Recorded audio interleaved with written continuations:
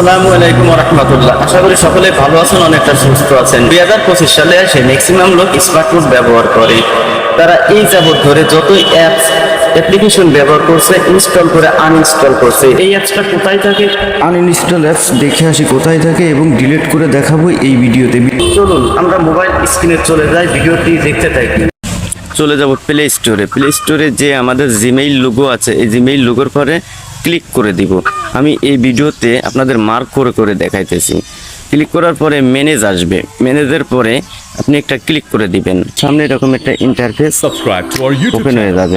Click করে দিবেন, একটা ইন্টারফেস চলে আসবে যেখানে লেখা আছে নট ইনস্টলড। ক্লিক করে দিবেন। পূর্বে এত অ্যাপ্লিকেশন আপনি ইনস্টল করে আনইনস্টল করছেন, সব অ্যাপ্লিকেশন এখানে আপনি দেখতে পাবেন। ডিলিট করে দিতে হবে। আমি যে টিক মার্ক করে দিতেছি, পূর্বে চালিয়েছেন, আনইনস্টল করছেন, এখানে জমা আছে।